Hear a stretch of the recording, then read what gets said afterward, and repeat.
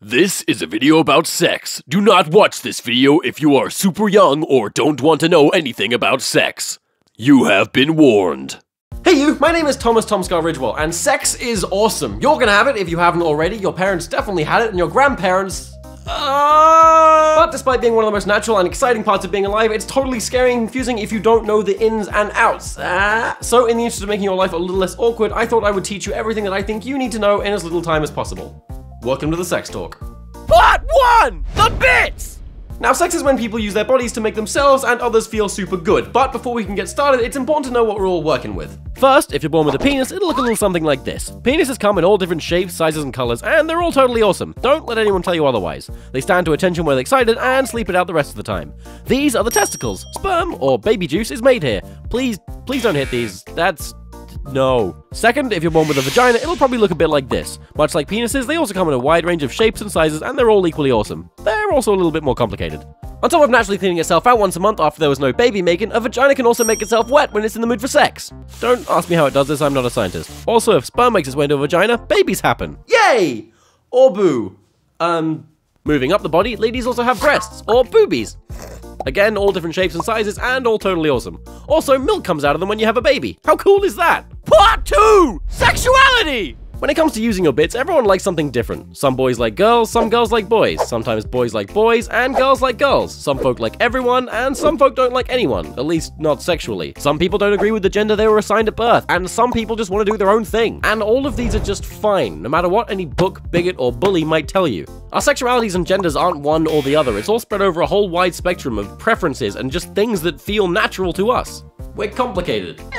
Side note, if what you're into is against the law, don't do it. If anyone involved, including yourself, is not a legal consenting adult, just don't do it. Part 3! Virginity! Losing your virginity is typically defined as the moment when a penis first enters a vagina, but as that obviously doesn't apply to everyone, let's just talk about everything. Now, when it comes to the decision of when you should start using your sexy bits, there's two things you should take into consideration. One, the law. Depending on where you live, the age at which you can start using your sexy bits, it kind of varies. Here in England, you need to be at least 16 years old. In America, it ranges from 16 to 18, and in Japan, it's 13. Oh, Japan. Breaking these laws is a really bad idea, and they're typically in place to protect you, so please be careful. Side note, if you're under the age of 18, don't take naked photographs of yourself. That is child porn and super illegal. Also really embarrassing if people share it around, but mostly illegal. Second, and most importantly, when it comes to the decision of doing the sexy for the first time, you need to be ready. You need to decide that it's what you want. No one else has the right to make that decision for you. What happens to your body should be your choice and yours alone. Personally, I wasn't ready for my first time and I let someone else pressure me into doing it, and it sucked. Another side note, while we're on the subject of virginities, most vaginas have a hymen, which is a stretchy piece of skin that kind of hangs out in the opening. There's this common misbelief that a woman's first time is supposed to involve a lot of pain and blood as the hymen rips, but that's not really true. With the right amount of lubricant or foreplay, most hymens should relax and kind of just make way for a penis or anything else that's going in there. Part 4! Sex! So here we are at sex, which is typically when you take your sexy bits and mash them into someone else's sexy bits. There are a lot of ways to have sex, and here are a few of them. Missionary. Stationary. Cowgirl. Girl cow. Please don't leave me. Doggy style. Gangnam style. No! Stop it! It's not funny anymore! No! Now, before jumping headfirst, or genital first, into the world of sex, it's extremely important that you use protection, and I'm not talking about guns. I learned that one the hard way. Protection comes in many different forms, such as condoms, contraceptive pills, fedoras, implants, and loneliness. Condoms are extremely necessary to keep you safe from the many sexually transmitted diseases you could catch. The other methods, however, are there to protect you from the worst sexually transmitted disease you can catch: babies.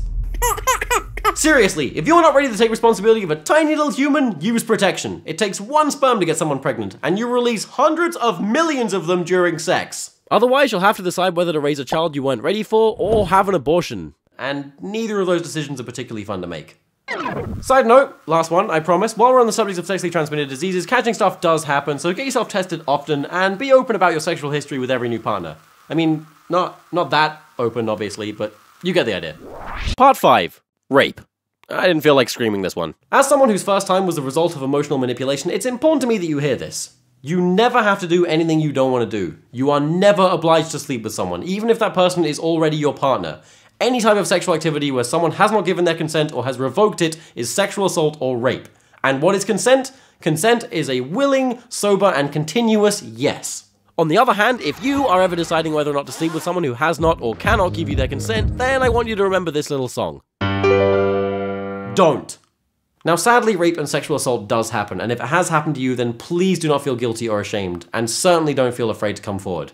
It is never your fault. Part 6! Shame!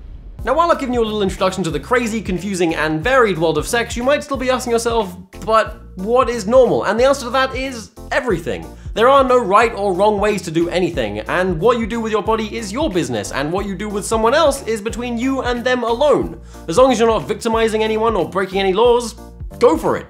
The girl who's had sex with a dozen different guys isn't a whore, and the guy who hasn't had sex with anyone isn't a loser, unless his name is Jim.